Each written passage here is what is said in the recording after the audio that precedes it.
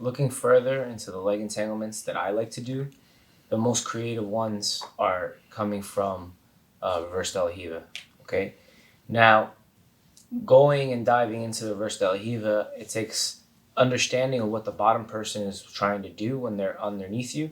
And so for that reason, I'm going to go underneath Andres and I'm going to show kind of what the concepts is for going under, what he needs to do, or exactly what I want to do from bottom. That's going to initiate and be able to let the top person dictate what happens. Okay, so we're going to go in reverse de la Riva, and you understand that this is de la Riva, and now we're putting the foot on the inside and we're getting the reverse de la Riva. Now, the generic entry for a bunch of things is pretty much I'm trying to get towards his back and essentially get a back take or leg entanglements, okay?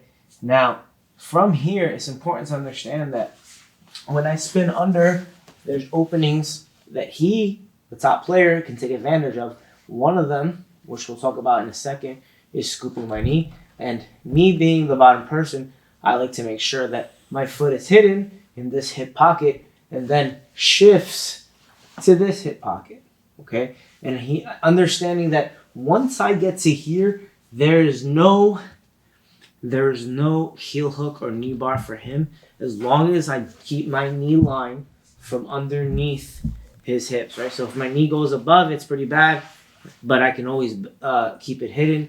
And then when I spin under and tension through, there's pretty much at this point nothing that he can do to stop my inversion for the most part. Most of the time, he has to bail or sit his hips to the ground and then giving me something else, okay? And there is a lot of leg entanglements from the person on bottom from the reverse de la Riva.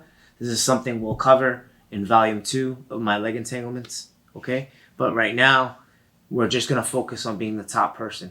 But it's important to know what the person's trying to do and where the opening is. The opening is going to come when I first initiate the inversion. So when I get to here and I first push this off, whether I swing wide, if they swing wide, it's pretty easy to catch. But most of the time, it stays hidden. And as long as I can rotate and get to here, right, and I see his hips, it's very hard for him to try to do something towards me. Okay? Now, understand that when you're person on top, you know what the person's trying to do. They're trying to get to your hips, and that's the essential part of it. They're trying to get to your hip line to get towards the back, or they're trying to elevate you and attack your legs. Knowing that concept, applying the next techniques will be very easy in execution while we understand why and where they want to go and what they want to hide.